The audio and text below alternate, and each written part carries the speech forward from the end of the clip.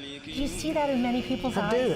I see it in a lot of people. I think there's something that God put in all of us, and that's to overcome, to move forward. Jesus Christ, you can trust him. He'll never fail. We've seen midgets grow. We've seen arms and legs that stop growing. Mandada basata. I don't make this stuff up. So are we going to be called away to meet the Lord? But it's not going to be 300 years. We live in right at the coming of Jesus Christ. You're just a 10-foot tall crybaby. I'm crying. It's not so bad. I mean, no, Christians aren't being killed. No, not yet. What the Bible says, Leviticus 20:13. If a man also lie with mankind, as he lieth with the woman, they shall surely be put to death, their blood shall be upon them. And that, my friend, is the cure for AIDS. The notion that atheists are somehow the intelligentsia among us and so forth, I think this is just completely false.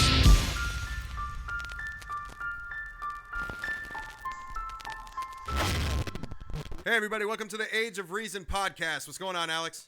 Oh, not much, man. Just excited to do this show here. Yeah, we're doing this show on a Sunday, sort of. Not quite. It's actually Thursday. So, we had a little bit of a setback, but we're making up for it tonight, and we will be back. Today is Thursday. We'll be back this coming Sunday to resume our normal schedule. And I'm going to try to get this up, this episode up tonight as well, so everybody will have 2 episodes to really listen to over the next week. But other than that, how you doing? I'm doing good, man. So we're kind of talking this week. I know you had a interesting conversation. I've had a series of conversations. This is the reverse pickpocketing Jesus guy, and I pulled his debate card. He's not allowed to debate with me anymore because I'm going to go over a few things that I heard from him during these arguments. One is that throughout the arguments that we were having, some of the things I heard him say were forgiveness didn't exist prior to like the Old Testament. Forgiveness wasn't a thing. It wasn't around. Nobody thought of it. It was this new deal. Whatever. And then I brought up the faults of God.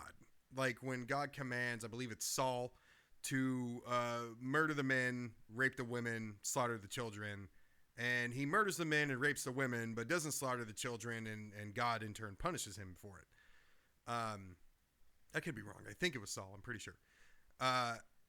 And he told me that every time that happened, I even brought up the whole prank that he pulled on Abraham with his son Isaac. And he said, God didn't ever command these things.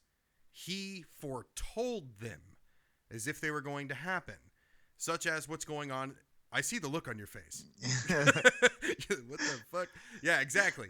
So I even brought up how, or rather he brought up, the whole Revelations thing and that, the end of the world is coming and prophecy and all these signs. And I said, yeah, I can see the similarities between the way, the Bible is written poetically and what's happening in the Middle East, because he brought up Babylon, which is near Iraq and all this other shit. And yeah, there are some similarities there, but what people don't understand is if religious people want to bring on the end of the world, which I don't think there's any argument that that's not what they want. Jews want the first coming of Christ, and Christians see it as their duty to bring on all these different prophecies and make them come true.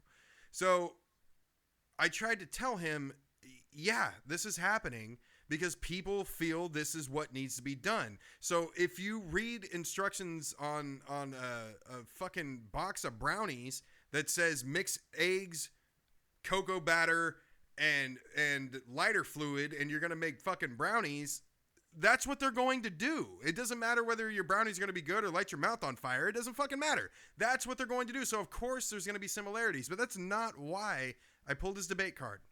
I pulled his fucking debate card because I think if anything should stop a religious person in their tracks, it's when you bring up the approximate 250 people or gods that existed prior to Jesus that had immaculate conception, died and resurrected, performed miracles, were known as the God of Light, all Virgin, born of virgins. Immaculate conception, yeah. Oh yeah. And I used Horus as being one of the famous examples from Egyptian mythology, which existed 3,500 years before Jesus. And he said, that's a myth. I said, of course. It's called mythology, because nobody in their right mind would ever believe that. And what I didn't understand was that I was misunderstanding what he was referring to as a myth, because I was trying to explain to him that if I told him that I just wrote a song called Stairway to Heaven, would he believe that I wrote the song? Even though it was written 35 fucking years ago, would that not be plagiarism? Here's what he says is a myth. The myth is that these gods even existed, or were even talked about, or were some part of mythology at all. All of this mythology, Greek, Egyptian, Roman, all that shit was created after Jesus. All those stories. And they were made to look like they existed prior to Jesus. Do you follow me?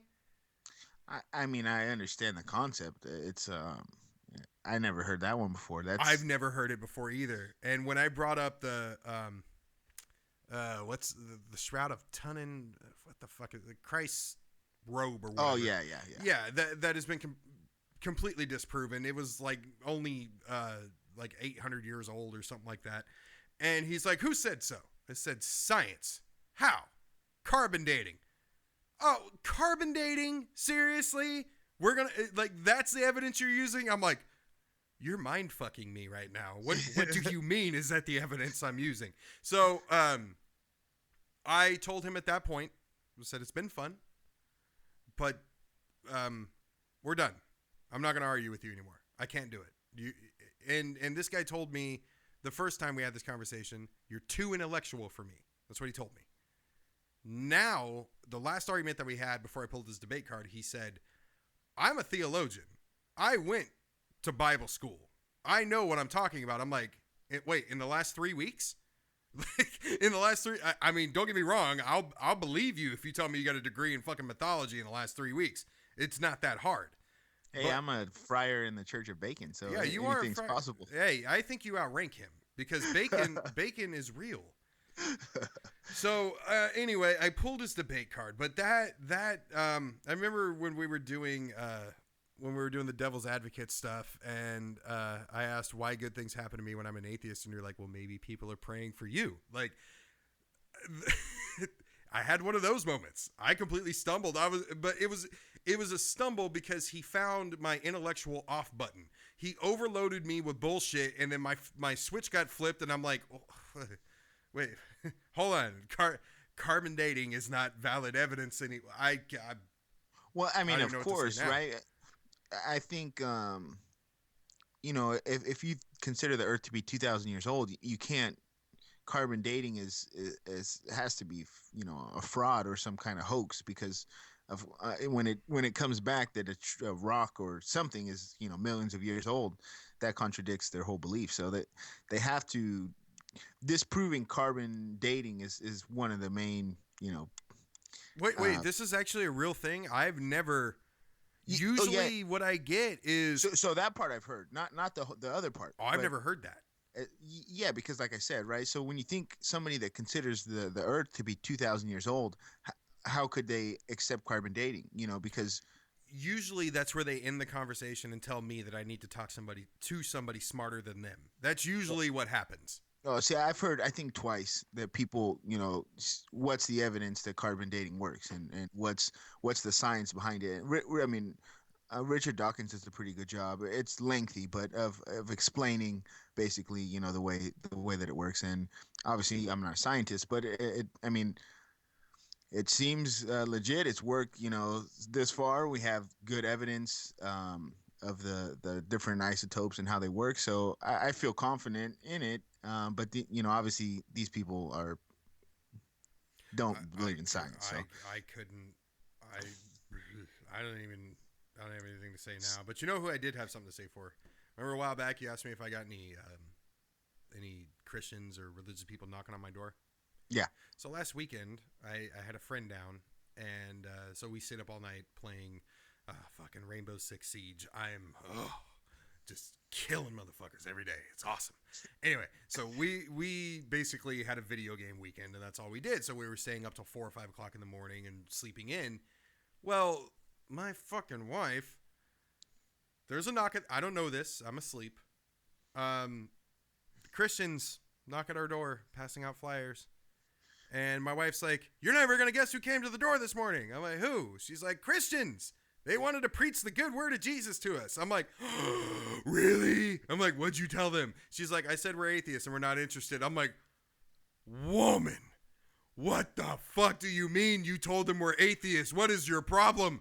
She's like, "I don't want that fucking shit around here." I'm like, "I know, but I do. I wanted to invite them in. This would have been great. It would have been a huge, like, it would have made me feel like I contributed something to the world other than racking up points on my PlayStation."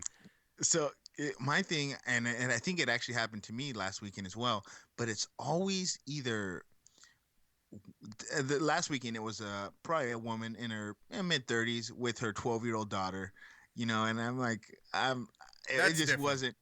Yeah. Yeah, you know what I mean. It obviously wasn't appropriate. I always get either like a case like that, or it's like 70-year-old, like old elderly ladies, and I'm not, just gonna just like unload on them, But speaking of door knockers, unfortunately my wife had somebody in her family pass away.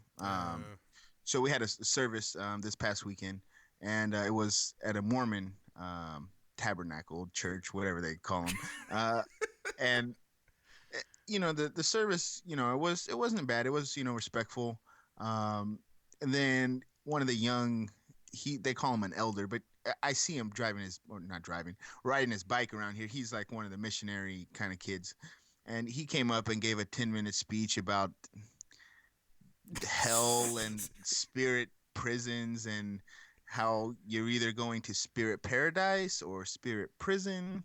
And one thing that he was telling, that I'm not very familiar with the Mormon faith, but from his little preaching, I guess you can go to hell while you're getting burnt and tortured every day. Right. You can accept Joseph Smith as a savior and work your way back into heaven somehow. Yeah, So I've heard that, but I've also there's different there's heaven or hell with Christians, but with Mormons specifically, there's different like levels, and I want to say there's like 9 different levels, and each level up you go, the better it is. So like I think maybe they read Dante's Inferno and just threw it in. Another good video game.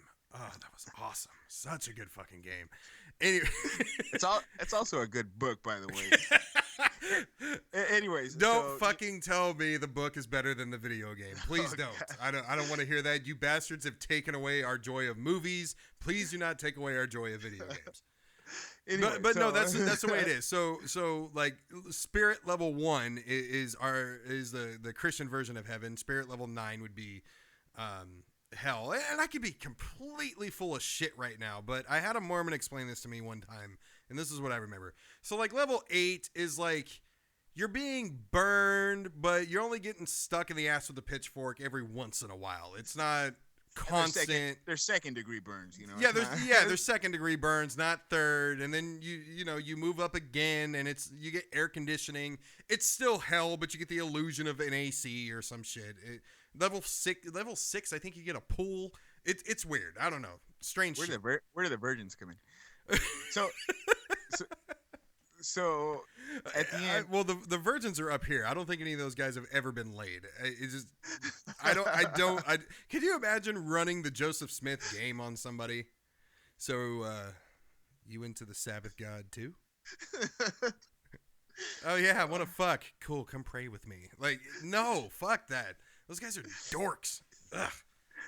So after this guy's little 10-minute spiel, honestly, I was kind of upset that I had brought my kids. The rest of the service wasn't too bad, but this guy, this little door knocker, he was all about, and he was reading from the whatever book that they read from. Book of Mormon. But as he was reading, just talking about hell and all these things, I was upset kind of that I brought my small children. So after the service, they had kind of like a little lunch, dinner kind of food gathering. And I came to my 8-year-old son because I told my wife, I'm like, we need some debriefing after that. You know, I can't just we need to have our own version of praying. I can't let my kids, you know, have that just settle in their mind, you know. So I go to my 8-year-old son and I tell him, hey, Alex, just so you know, everything you heard in there was not true. And he looks at me and he goes, I know, Dad. I just felt the like little biologist already knows. I'm doing something right, you know. So that was kind of my experience. It's got to be, you know, I'm curious to know more about how little Alex and Ethan grow up as atheists as opposed to the way we did, because I want to know what age they get at where they go, man, these religious people are fucking stupid, Dad. Like, you know, because there's a thing that comes over you. You feel a bit older when you're like, you know, 8, 9 years old and you find out that Santa Claus isn't real. And then you kind of laughed with your other friends when you find out that there's a kid that's 10 that still believes in Santa and the Easter Bunny and all that shit. But that's with other kids. I wonder what their perception of certain people are going to be when they're like 13 and they've been just immersed in this non-religious secular thinking. And they find grown adults that still believe in magic and talking snakes and deny scientific evidence, like fucking carbon dating, for fuck's sake. Ugh, I still can't get over it. I think the pain and suffering that you and I and people like us go through, where we have to tolerate people like this in our fucking society. This is only after we've spent maybe a quarter of our lives doing this. They're going to spend their whole life doing this. How angry are they going to be? But and I agree. What I hope to do on that front is just like you said, just kind of immerse them in the thinking where it's just for them it's more normal and you know, like living without God or without the need to pray or whatever. It's just so automatic for them that hopefully, you know, if me and you do our job correctly here, and you know, as well as other atheists, it becomes more and more normal where it's just there. It's not as, you know, they're not in the minority as much as me and you are kind of in our current society. It's my hope. You are correct, and I think our group is obviously going to continue to grow. You know, thankfully, but. I mean, there's no doubt that church and organized religion has been on a steep decline for quite a while now. I just, you know, when somebody tells me or says something like, oh, dude, I have something. Actually, I'll give you an example. There's a friend of mine. You've met her. And she posted this.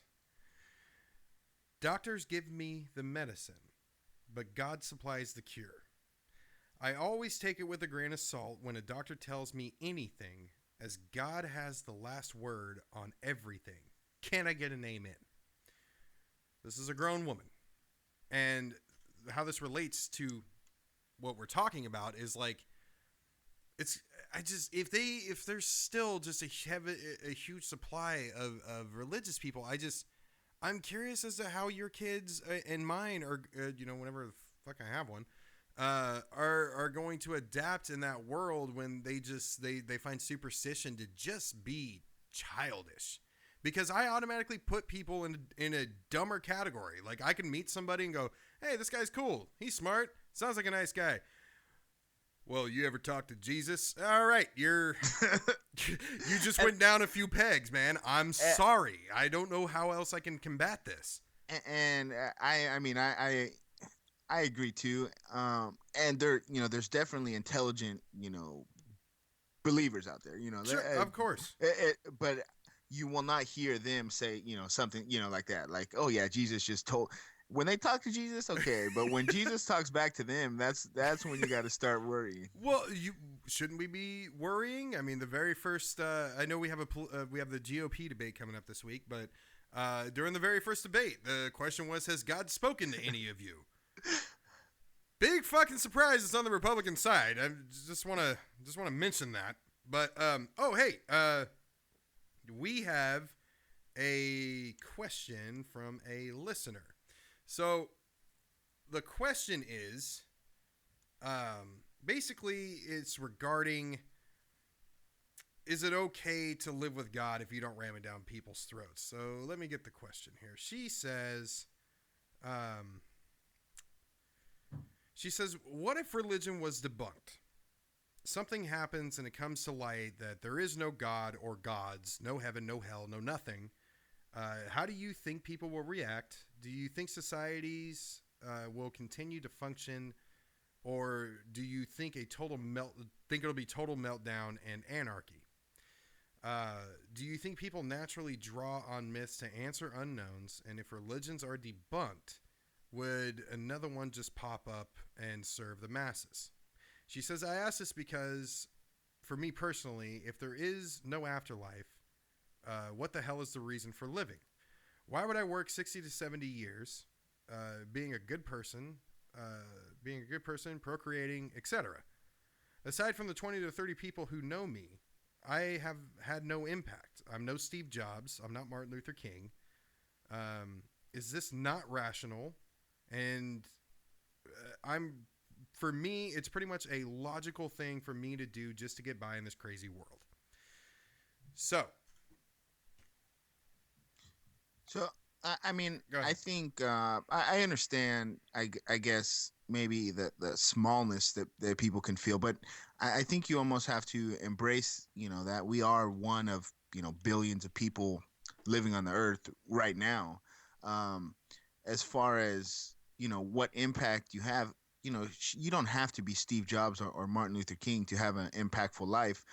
Actually, today I saw that there was a passing. I can't remember the lady's name, and it's a disservice to her because she stood at the White House and protested at the White House for over 35 years. She had a little tent, and it was occupied for 35 years straight. This lady, I want to say she was in her 80s. She was demonstrating against nuclear proliferation, science, climate change denial, the Iraq war, just government corruption.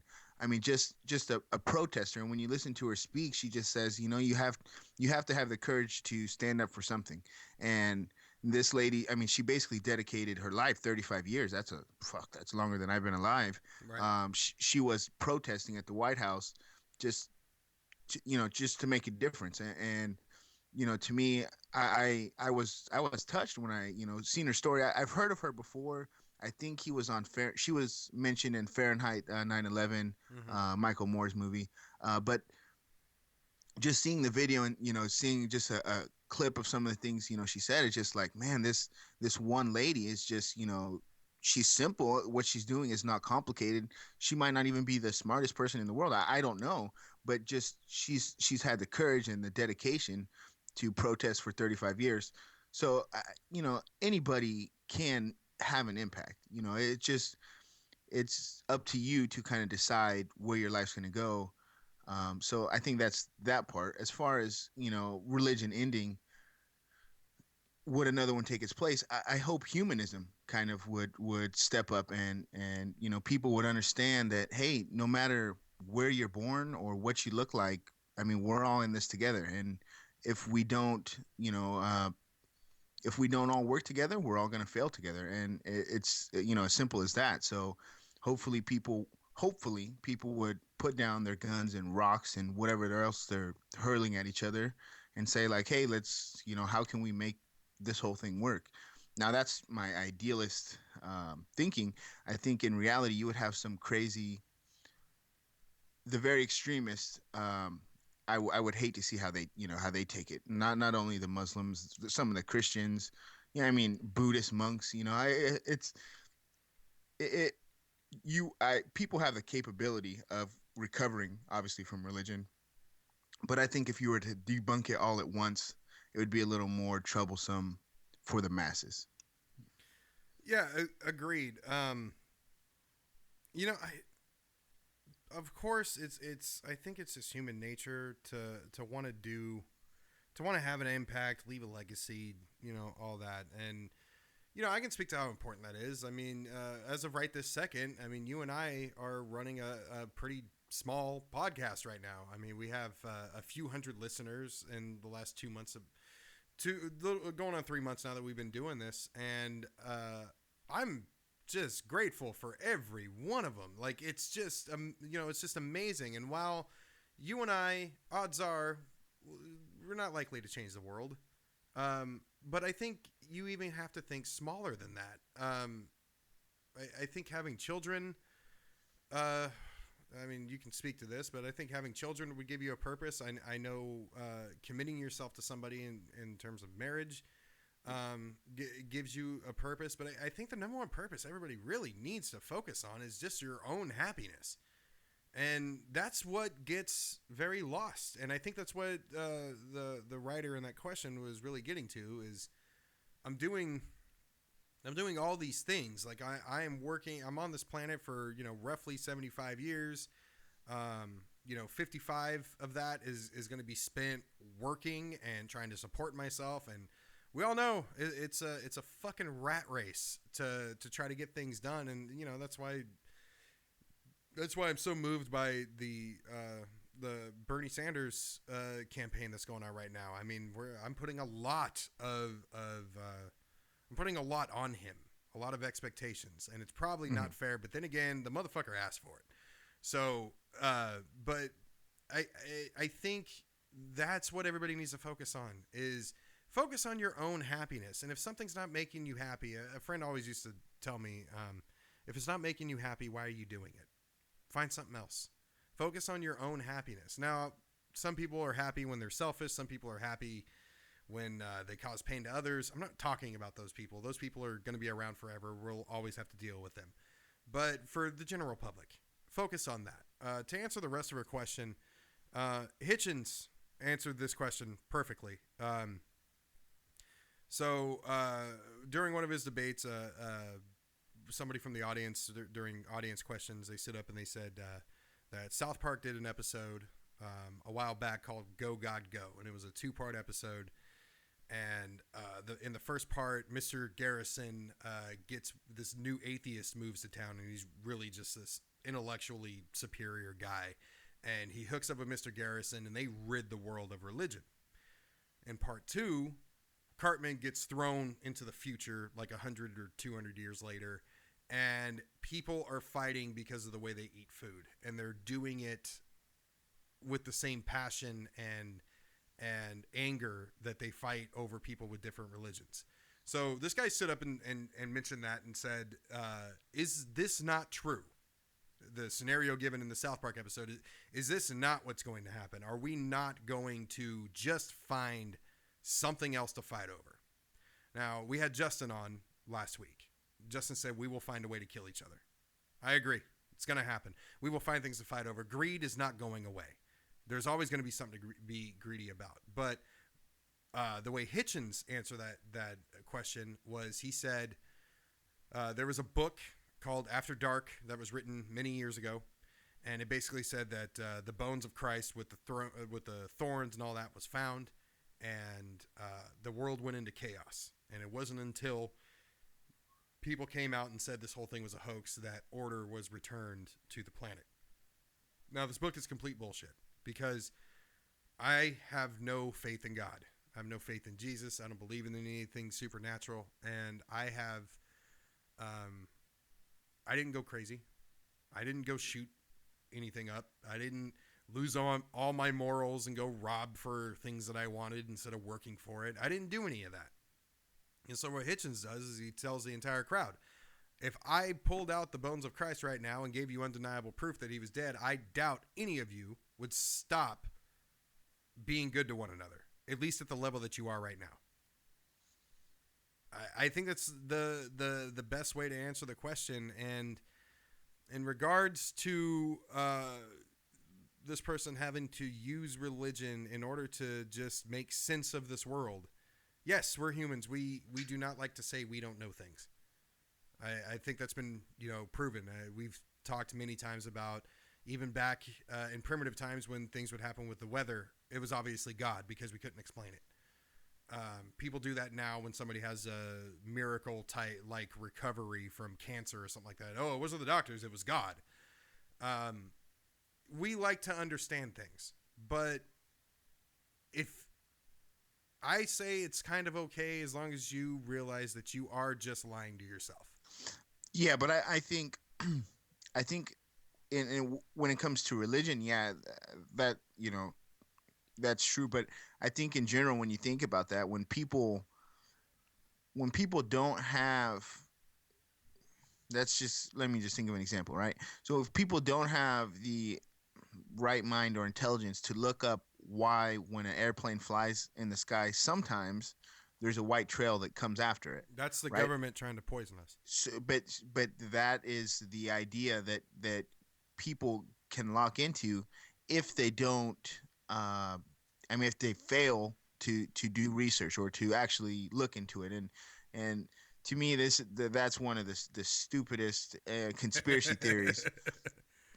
Because to me, like a conspiracy theory, I'm okay with certain conspiracies, whatever. But to me, if your conspiracy can be debunked by just looking at the actual science of it, it's way too far out there. It's just all you have to do is look at the case against yours, look at it logically, and that should end the conspiracy. So it just allows kind of people to take ignorance, and then you see how far they believe it, right? It's not like, oh yeah, I kind of think the government is poisoning us or trying to change the weather or whatever. They'll tell you that that's what the government's doing all the time. You know what I mean? You got to bust out your tinfoil hat with these people, because that's just their their mentality. When they don't know something, they'll take the thing that they what they think they know, and they'll just run it all. They're not going to stop with it. And no conspiracy is ever for the better. It's always out of fear. Fear is always the motivator. I remember the one conspiracy that I heard when we were growing up is that in order for the government to hear and see everything that goes on in your house, it's done through the cable wiring for your TV. And I heard this when I was like 14, and I remember thinking, like, that means every TV manufacturer needs to be in on this. They need to have like a camera in there. They need to have microphone equipment in there. Like, what the every TV manufacturer would have to be in on this. Well, I'm going to call out my junior high school teacher, Mr. Madden, that crazy right-wing right. fuck. Mr. Madden. That crazy bastard. I forgot about him. He knew who really killed JFK. He was waiting to publish his book. He was afraid the FBI was onto him because he knew the truth. So he had every outlet that was not being used in the classroom covered so they couldn't use it. When we would watch a fucking movie, he would take a square piece of cardboard and cover the CBS sign or the PBS sign or whatever the sign, because he thought that was the logo? A camera. The logo. The logo on the picture screen was a camera looking into his classroom. That crazy motherfucker. And I remember him talking to us about guns and saying, oh yeah, I buy as many guns as I can every single month. I can't imagine the guy's house, right? I mean, he told us, he's like, oh yeah, I got over 120. And this was fucking 10 years ago, 15 years ago. I can't imagine this guy's... He might have gone up to Oregon with these fucking militia guys who got some breaking news on those guys. Yeah, so 1 dead and 7 arrested, including their leader Ammon Bundy. And I've read 2 stories today. One said that the surrender is in sight, but the other one that I read, and I tend to follow whatever Vice says, because I you should never trust the media 100%, but I do trust Vice to an extent. That these guys are saying, get some. Like, they're loading up their fucking clips and they're ready for war right now. And the word Waco is being thrown around a little bit, and I think the government probably handled this well so far by not engaging with them. And I know it comes off as racist because I said on here, if they were a few shades darker, a different religion, they'd be dead by now. I still stand by that. But I think they have dealt with this kind of in a smart way by not really giving them any attention. And just kind of nabbing them as they leave in order to prevent, the Ruby Ridge, Waco, Texas sort of deal, which ultimately resulted in the Oklahoma City bombing, that sort of thing. So I'm kind of okay with how the government's done this so far. Yeah, and I agree, and we talked about it when it first happened, but it is a sensitive situation because you just don't want to start some repercussions that just keep this thing escalating. From what I read today, the FBI actually has the traffic stop on video because as they were leaving, and this is how crazy it was though. I mean, these guys were free to go and come back and leave the refuge and come back with basically no intervention. So the 8 leaders were all in 2 cars, and leaving. I don't know. I think they were 40 miles away or something. And the FBI had tracked them and they were following them. And so they had established a roadblock, tried to stop them. And so there's, right now we don't have the details, but somewhere in the traffic stop, one of them was shot and killed and the other ones were arrested. So from what I understand, the FBI has the whole incident on videotape, and they're considering releasing the video just to show that it wasn't, obviously like an execution from the police, just to you mean when they shoot white people, they have no problem recording what they're doing? I'm not trying to insult law enforcement, but again, white privilege, like this is exactly what we're talking about. It's like unarmed black guy gets fucking shot. That video. Nah, Gil recorded his wedding over that one. We don't have it, but they shoot fucking white guys, and it's like, we had this done by the book, and we actually have the videotape, and we're going to turn it over willingly before anybody even asks for it. And notice, nobody's fucking asking for it. I haven't heard any. There's nobody protesting in the street. Why? Because we trust that the government treated white people with the respect they deserve. This will make me sound terrible, but every time I hear that there's I did this with San Bernardino, every time I hear that there's a mass shooting, I'm hoping, and if I was a believer, I'd be praying that they turn out to be white. I want them to be white. I want them to be white so fucking bad, just because it seems like everybody has forgotten about every fucking serial killer with the exception of Ramirez has been white. Timothy McVeigh and Ted Bundy and all these other horrible fucking people. The reason why we even talk about mass shootings nowadays is because of 2 fucking white kids. But everybody's lost sight of that shit. And even when it was going on with the mass shootings, when, you're still likely to find a mass shooter who's white, single, and between 25 and 30. It's never a race thing. Even with the church shooting, it's still, they tried to stay away from the whole race thing.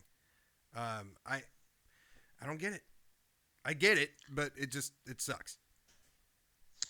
Yeah, no, I mean, I agree. At least, I guess, at least this thing is coming to a close. I think there's still 3 or something protesters at the refuge camp. They're calling other groups like theirs to join in the fight, but most of the group leaders are saying to stand down. Yeah, I did see the Ammon Bundy's lawyer said something basically standing down, and I hopefully, this escalate. I mean, ends peacefully and just stops. It's worn out its welcome. That's for sure. Yeah. Well, we better move on. We have a few other things we got to get to. Well, speaking of crazy white people, so we had a woman here in Phoenix got in a car accident and killed 1 person, injured 5 others. She was armed, and there was a vehicle accident, and one of the people that she killed was a Chinese foreign student, and China is really pissed about this whole thing. I think the kid belonged to some sort of family of status over there, so the Chinese are kind of pissed off at the way everything's been handled, and they blamed it on our gun-hungry country. But this goes back to the debate that we were having with Justin when I said if you don't have one, you can't use it. If these people got in an accident and this woman didn't have a gun, she may have slapped him, or she may have, gone crazy biatch on him or some shit. But if she didn't have a fucking gun, she wouldn't have been able to use it. And this is a perfect example of what I mean by, that sounds simple, but it's very true. If it's not available to you, you won't be able to use that shit. And we'd have one person alive and 5 other people that wouldn't have had to have gone to the hospital. So anyway. Well, you started off by saying, speaking of crazy white people, and I thought you were going to talk about Sarah Palin's endorsement of Trump. No, I was saving that, but all right, let's go there. You rock and roll, holy roller, sentences and strong suits and peanut butter cups. Yeah. And fucking hell. If anybody can, kick ISIS's ass, yeah, exactly. It's Donald, because he knows how to command fire. Every late night comedy show did a skit on that, but Stephen Colbert did the best one. Stephen Colbert ranted in his impression of her for about 3 straight minutes, and it was fucking gold. It was so, did you see the side-by-side of her and Tina Fey? Yeah. Oh, did you listen to the sketch on? Here's the problem. Somebody put it up on their phone, and I thought they were listening to the exact same one, because she did keep. This is the funny part, and I said this about Trump a long time ago, and I'm going to say it now about Sarah Palin. When Trump went on Fallon, and Fallon played the mirror image of him. When you're going to do a parody of somebody or an impression like that, and it's going to be comical, you take the formula for that is you take certain traits of theirs, certain parts of them, like you're doing a caricature, and you exaggerate them to the fullest extent. And what I said about Donald Trump with Fallon was I could not figure out where the impression or where Donald Trump stopped and the impression began. Same thing with the impression of Sarah Palin by Tina Fey. And she fucking looks like, I've seen her before. I saw her back in 2012. She looks like her, but that shit was just perfect. And Trump's sitting there, and Trump's not a dumb guy. He's racist. He's a 4-year-old in many ways, but he's not fucking stupid. It's hard to say. It's so hard to say. He has to understand that this was not a good idea. He has to. And poor John McCain. The woman that tanked your chances of being president is now in bed with the guy that said that you're a bad soldier because you got captured. That's got to hurt the poor crypt keeper. I feel bad for him. Yeah. It was kind of entertainment enough just watching Trump in the background, just kind of like look at it, what she's saying. Face. And she kept going on and on and on. And the whole time he's just sitting there like, oh yeah, this is going to get me all the votes. Okay. So here's the thing. Speaking of all the votes, I want to say this on here because there's a very slim chance I'm going to be correct about this, but I need to say it on the air and get it posted. It'll be my claim to fame. Okay. Now, starting this week, the media has started talking about how Trump may not want to be president. This whole thing may have just been an experiment, or maybe he is going to promote something, or whatever. Now, before the media started this, I had a conversation with my friend Kyle over the weekend. Now, Trump has the opportunity to be one of the greatest Americans who ever lived. Get that look up your face and listen to me. If Trump wins the nomination, and it's looking all the more likely that he's going to, if during his nomination speech, Trump comes up and says, look, I'm an asshole, I'm a prick, but I am nowhere near the asshole and prick that I have been over the last summer. If you were planning on voting for me, or if you caucused for me to get me this nomination, you are a racist piece of shit and you do not belong in this country. And this whole thing was to prove a point, and he steps down immediately. If he does it before anything else happens, it would be very, very hard to say that this wasn't true. because there were those rumors flying around about him and Clinton, Bill, having that conversation. I'm just saying, if Trump wants to fail gracefully, there's a way that the world can benefit from this. So I'm gonna ask if you got into my stash recently, because you must be high. No. It's not that I'm saying that he really thinks this. What I'm saying is that if he really doesn't want to be president, there is a way for him to not only fail gracefully, but actually do some fucking good for this country. Yeah, and he's just slimy enough to do it. No, God, no. You are forgetting this man's ego is as huge as his buildings, right? But not, he's compensating though. I mean, no, this guy's ego is so huge, and even when I heard people say the rumors that he might be in it for Hillary or whatever, all that stuff went out the window when he announced his run for presidency, and he insulted Mexicans, right? And he said, most of them are killers or rapists. There's a couple good people. But let me just. All right, go ahead. Since then, right? So he obviously lost the Miss Universe. He lost ties with NBC. All these different things. Aside from that, he lost his. It was a gifted ambassadorship to Scotland. He was like the travel ambassador to Scotland. Right. They renounced him. I mean, we saw the British Parliament destroy him. Vote him out of their country. Yeah. He's destroyed his personal image, and this is somebody who has a huge ego, and is obviously about the money. He's very rich. So the money part is a big thing for him too. Being able to say he's so rich, he's taken a big hit financially and egotistically. So I just can't see somebody who's that self-centered making a sacrifice for anybody else. This it's just motherfucker is no. Look, I am not saying this was the plan from the beginning. What I'm telling you is this: I'm not the only one now that thinks that Trump actually does not want to be president. Everybody's making jokes about it. I'm not the only one that thinks that anymore.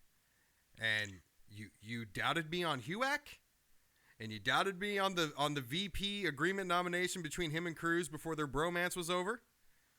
I'm saying. Not, okay, so in today's news, the man just stood in front of all of his people and said, I could shoot somebody on Fifth Avenue and wouldn't lose any voters. It's incredible. He's trying to find the line. Yeah, but so was Stalin or Mussolini.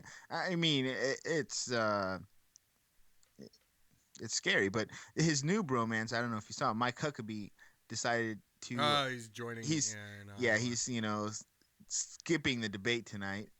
Donald Trump is, and Huckabee is going to join him over there, and maybe he'll lend him the Eye of the Tiger song to play before the rally. But on some good news, since our last podcast, we've had the Democratic debate and the town hall in Iowa, and I think this country's really feeling the burn right now. I think they are completely feeling the burn. It's so great.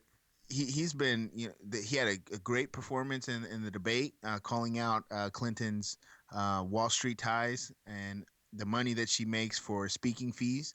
Yep.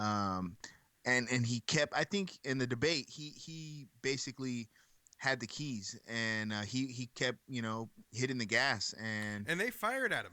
The moderators, they fired they were firing shit at him left and right, and he just took that shit. And my favorite part of the debate was, now we've talked before, not everybody dedicates as much time as you and I do to politics, but I would hear Hillary throw out these stats about Bernie's economic plan, Bernie's healthcare plan, and I love how up into the debate and during the debate, she's like, I'm not going to raise taxes on the middle class. It's like, woman, you're not talking about where we're saving the middle class money in order to raise those taxes, and that a family making $50,000 a year is going to go from about $4,800 a year down to $466 on healthcare alone. Like, So Bernie called her out on it, but my favorite part was when she said one more thing about Bernie, and Martin O'Malley's like, "Wait, hold up, like hold the motherfucking phone real quick." O'Malley came to his defense. That was great. Yeah, and I think going off of that idea a little more, I was disgraced to see after the town hall and the conversation they had, and they asked Chris Cuomo was asking, and I generally like Chris Cuomo. I mean, generally. But the questions he was asking Bernie, he was grilling him about taxes, about this and that, and he specifically asked him, "Are you going to raise taxes?" And Bernie's answer was, "Yes, we are going to raise taxes. However, like you said, it is going to lower the yearly how much what you pay for medical by every single family." Right. And on CNN, I saw it both online and at work. We have CNN on the TV all the time. Yeah. Their headline was Bernie Sanders is going to raise your taxes. And to me, it's a disgrace to our news service that is the shit that they produce. Clearly, if you listen to the thing and not just listen to it, if you listen to economic advisors review of Bernie's plan, it saves money for the average American person. It is not fair. It's disingenuous, and that is what we're getting. It's lying. Fucking lying for Hillary Clinton. And we talk about statistics, and I've mentioned before, one of the things that I do is I try to find similarities or identical stats between liberal and conservative sites. Forbes magazine is not a fan of Bernie Sanders. If Bernie Sanders has his way, their Fortune 500 is not going to include too many fucking people, or the amount of money they have isn't going to include too many people. They're all going to be fucking go down to Fortune 200. Yeah, the Fortune 200, and 180 of them are going to be from different countries. So for obvious reasons, Forbes magazine is not a fan of Bernie's. But Forbes magazine had their economists look at Bernie's fucking plan, and they were honest enough to say, this all works. The math is there. Everything is good. They had nothing to say about it. When you think about, what his plan is, right? And it's to get rid of basically the middleman. You have people that are profiting not off of helping people. This is not doctors. We've talked about previously. Of course, doctors, nurses, these people should be compensated for their work. That's one of the hardest lines of work, in my opinion. And they deserve to make a very, very good living. Yeah, I'm not going to disagree with that at all. However, the insurance CEO that's sitting on his ass, working, denying my claims when I send it in, or, legit claims, it's for them to make $20 million or something like that. Where is that money coming from? It's coming off premiums that I pay my premium. I don't go to the doctor. So they're, they just got my $5,000, $6,000 for the year in medical premiums. And how much did they actually pay for me? Nothing, because I didn't go to the doctor. My son might have went once, but his plan just eliminates premiums, eliminates copay. You take out the middleman. How could that possibly be a bad idea? I'm glad you're explaining this, and I understand all this, but I'm not clear yet on what this does to pharmaceuticals. What does this do to your prescriptions? So that's Bernie's plan right now is more of an outline that he's released. It's not as detailed as I would like. I kind of like to read policy and kind of get a better idea so I can argue them better. Yeah. And this one is still kind of a work in progress. That's what I thought about where the pharmaceutical companies lie. He's already identified them as a pretty big enemy.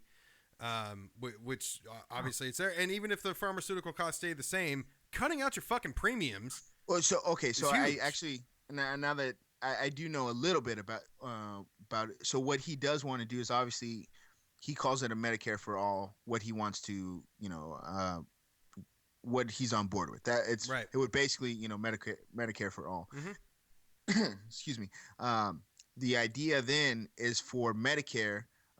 With all 350 million people in the country, to be able to negotiate with drug companies as a whole, And when you say like I represent 350 million people, what price are you going to give me? And if we can't get them, he said, we'll go to Canada or we'll, do other things. So I think part of it is, I mean, almost how Walmart is able to buy things so cheap because they're able to buy so many of them.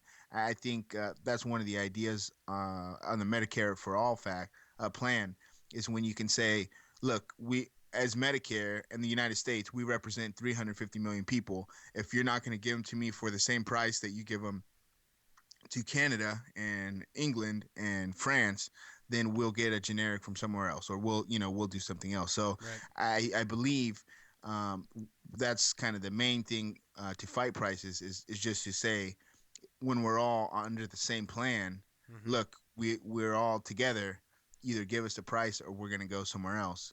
So, we'll see how that goes. Right. How much time we got?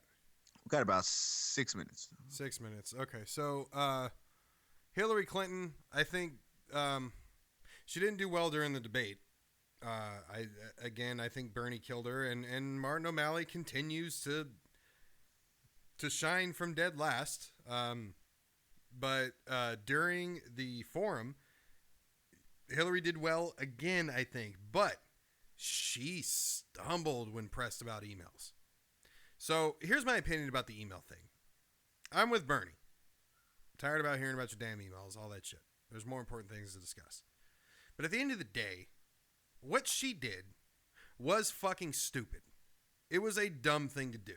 And you're not a newcomer. You spent 8 years in the White House as a first lady. You've spent countless years, as you say, or as she says, in politics, in White House politics. She knows better. She made a dumb, just stupid decision. And when she was pressed on why she didn't come out and apologize for it, she's like, well, it takes a while to get all the facts. Woman, you had all the facts. You knew what you did was incorrect, and you waited forever to come out and apologize for it. And that was where she stumbled. The other part that I really did not like from her is there were two Bernie supporters that asked her a question. Not the guy, but the female that asked her a question. In her response to her, she said that she's been fighting for women's rights, homophobic rights, and a bunch of other rights for the last 40 years. This is not true. I've never had so many likes on anything on Facebook than last week when I went on to somebody trying to say that Hillary Clinton is pro-gay marriage and pro-gay rights, and I wrote on there, yeah, now she is. Bernie Sanders has been doing this since it was considered career suicide.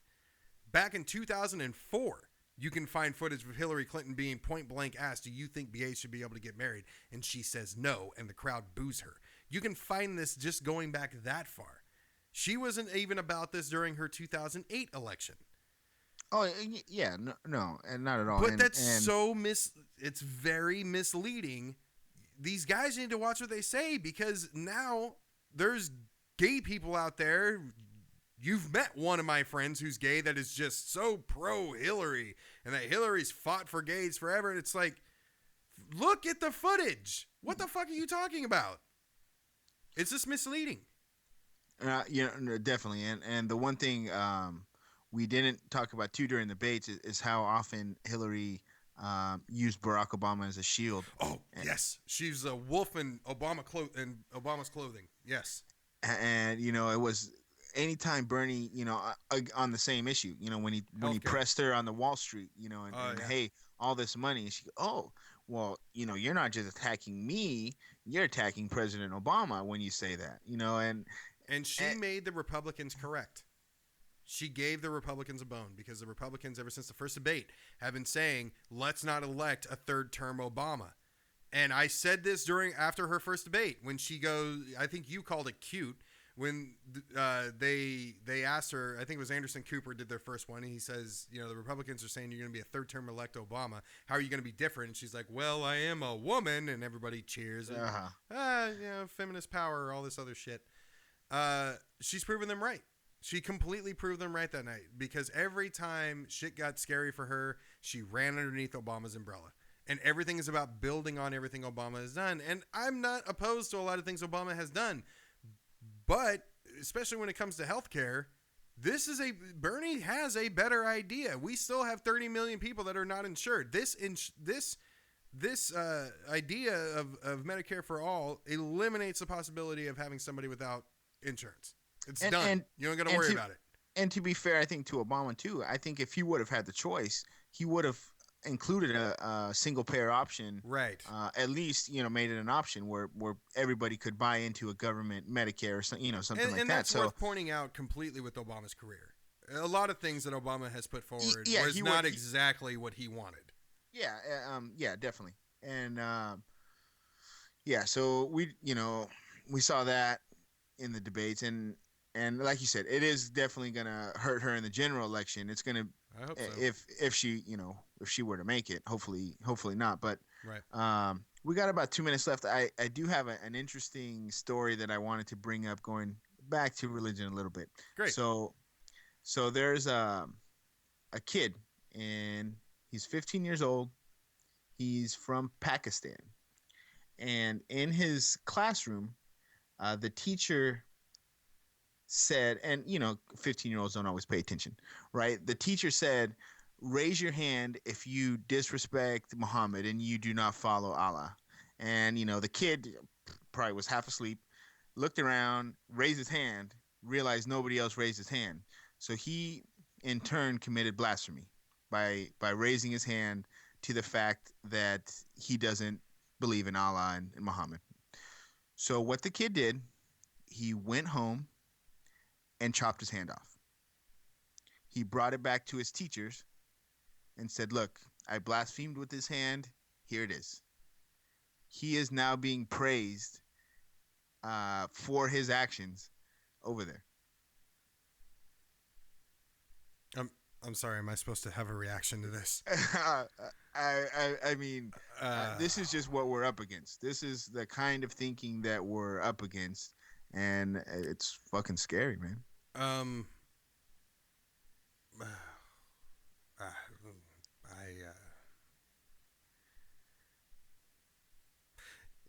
You started to tell me this story before we got on, and like we typically do with these things, Alex, we don't discuss things outside of this show because we want our true reactions and everything to come across. And I remember you started to tell me this story before we got on here, and you said, "Oh no, wait, I want to see your reaction." So I'm going to tell you on the show. I'm sorry to disappoint. I don't know what to say. I have no idea. I don't even. That's just. Yeah. I have nothing. You might as well have told me that carbon dating isn't real evidence.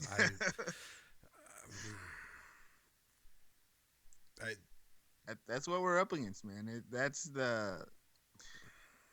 I don't even know what to call it, but it's dedication to faith. I mean, that's for damn sure.